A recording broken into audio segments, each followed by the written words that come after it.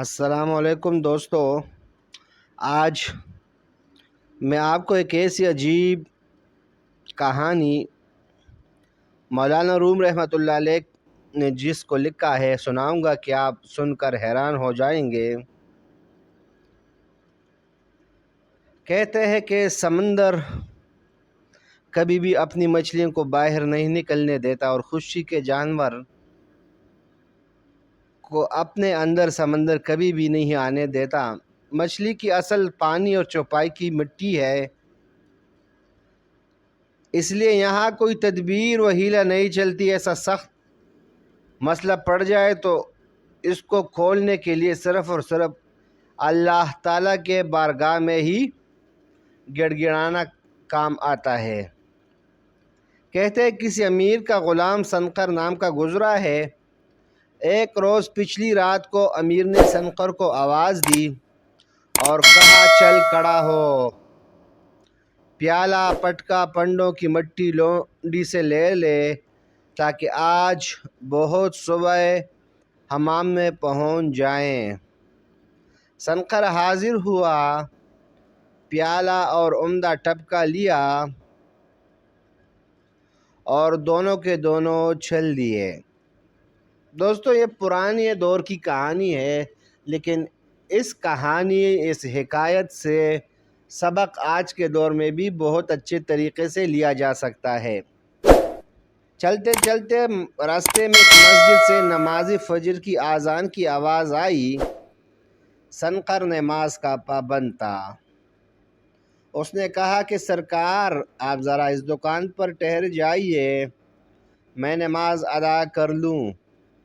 سنقر تو نماز کو گیا اور وہ خدا سے غافل امیر دکان پر بیٹھ کر انتظار کرنے لگا۔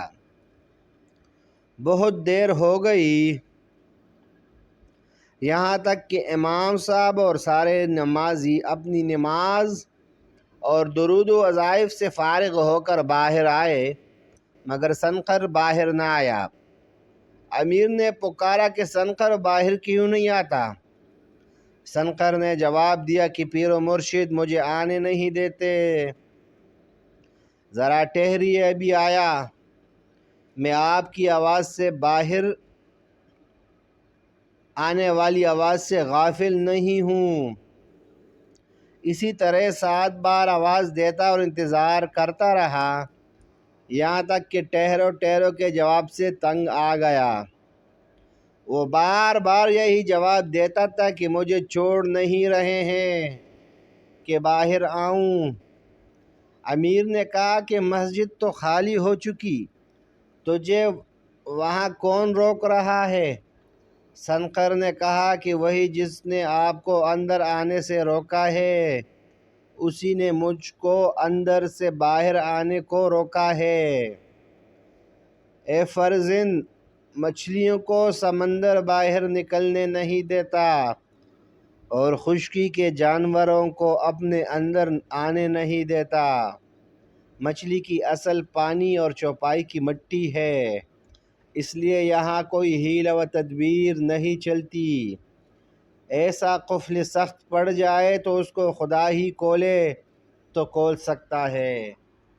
دوستو، اگر آپ اس چینل پہ نئے ہیں تو پلیز اس چینل کو سبسکرائب کیجئے گا، کیونکہ اس چینل پر پوری دنیا کے عظیم علماء، حکماء اور فلاسفروں کے زندگی کا نچوڑ میں آپ کے سامنے پیش کروں گا، اور میں امید رکھتا ہوں کہ انشاءاللہ یہ آپ کی زندگی بدل دے گا۔ جزاک اللہ۔